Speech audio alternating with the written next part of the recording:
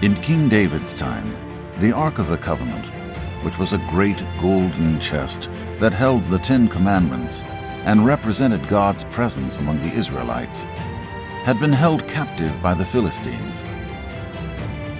King David gathered all his soldiers and all the people of Israel to rescue the Ark of the Covenant from enemy hands.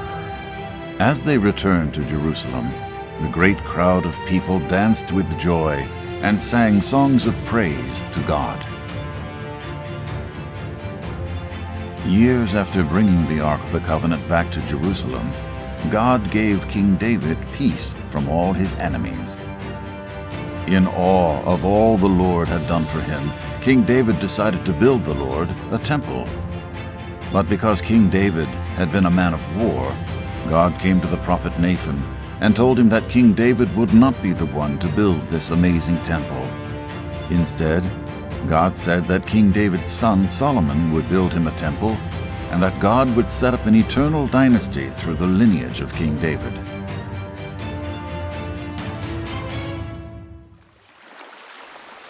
As King David came to the end of his life, he made preparations for Solomon to build the temple. King David had great ships bring logs of cedar wood from foreign lands, and he had tons of stone carved from distant mountains brought to Jerusalem. He ordered iron and more bronze than could be weighed to make nails and other fittings for the great temple. King David gathered the leaders of Israel together and told them to support Solomon so he would be successful in this great task.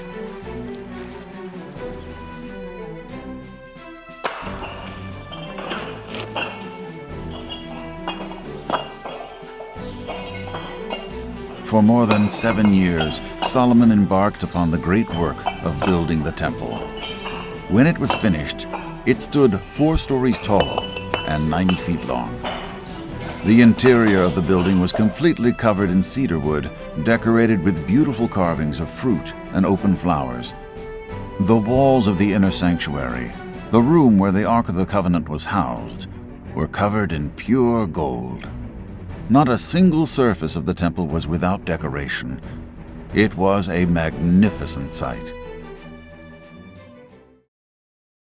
When the temple was finished, Solomon completed his father's vision and had the Ark of the Covenant brought into the temple. As Solomon and the elders of Israel watched, a procession of priests carried the Ark into the temple. Once it had been placed upon the altar in the inner sanctuary, a great cloud appeared as the glory of the Lord filled the temple. The cloud was so thick, the priests could not perform their work. The entire assembly of Israel had gathered for the occasion. After seeing the glory of the Lord fill the temple, Solomon prayed to God, praising his glory and faithfulness. Solomon prayed that God's people would live according to God's word and purposes. Once Solomon had finished praying and blessing all those in attendance, the people celebrated the incredible feat that had been accomplished. The temple had been built, and the glory of the Lord filled the temple. Once the temple construction was completed, the Lord appeared to Solomon. The Lord said, "I have made this temple you built holy by putting my name on it forever." God told Solomon that if he followed him faithfully, as his father David had, his royal line would have no end.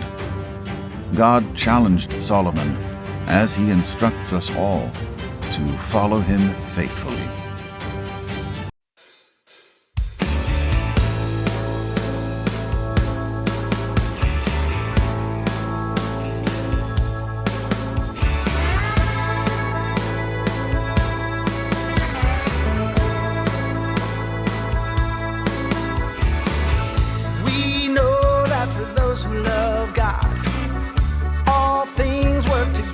For good. We know that for those who love God, all things work together for good. For those who are called according to his purpose. For those who are called according to his purpose. Whoa, we know. Whoa, we know. Whoa, we know. All things work together for good.